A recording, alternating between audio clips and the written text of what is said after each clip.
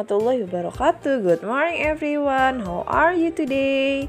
Miss Sarah hope you in good condition and always happy. Amin ya robbal alamin. Okay, before we study, please prepare your book, stationery on the table, and don't forget to take a pray. Oke, materi sains hari ini sudah masuk ke materi tentang sounds atau suara. Oke, please open your book, page number 26. Silahkan dibuka buku cetaknya, halaman 26. For the first time, let's find out. Mari kita cari tahu. How is sounds produced? Bagaimana suara itu diproduksi? What sounds are loud? Apa suara itu keras? What sounds are soft? Apakah suara itu lemah? Oke, untuk menjawab dari pertanyaan-pertanyaan di Let's Find Out, mari kita buka buku cetaknya halaman 32. Please open your book, page number 32. Page number 32. Halaman 32. Sound is made when things move. Suara itu dihasilkan dari benda bergerak. When a things move, it vibrates and makes a sound. Saat suatu benda bergerak, itu menghasilkan getar dan menghasilkan suara. Some vibrates are too small to see, but they still make a sound. Beberapa getaran sangat kecil untuk dilihat, tetapi mereka masih menghasilkan suara.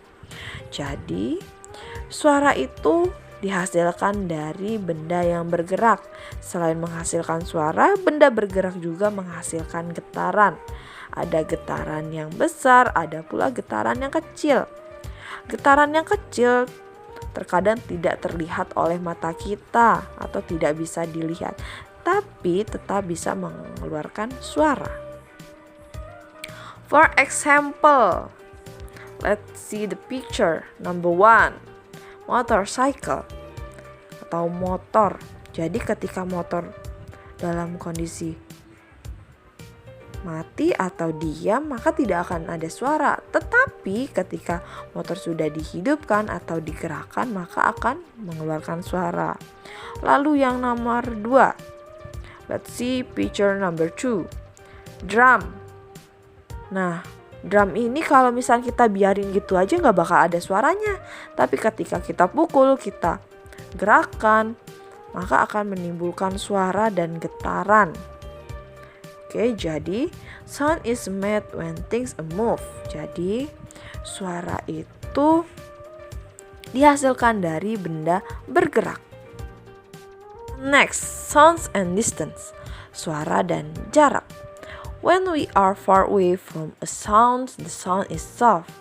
Ketika kita berada jauh dari suara, suara akan terdengar pelan atau lemah. When we are near a sound, the sound is loud. Ketika kita berada di dekat sebuah suara, suara akan terdengar keras. Jadi, ketika kita berada di tempat yang lebih jauh dari sumber suara, maka kita akan mendengar suara itu hanya lemah atau pelan. Tapi kalau misalnya kita dekat dengan sumber suara, maka kita akan mendengarkan suara yang keras. Oke, untuk materi hari ini selesai. Jika ada anak-anak yang belum paham ataupun ingin ditanyakan tentang sounds atau suara, bisa ditanyakan ke Bu Ara ya nak. Thank you for your attention. Wassalamualaikum warahmatullahi wabarakatuh.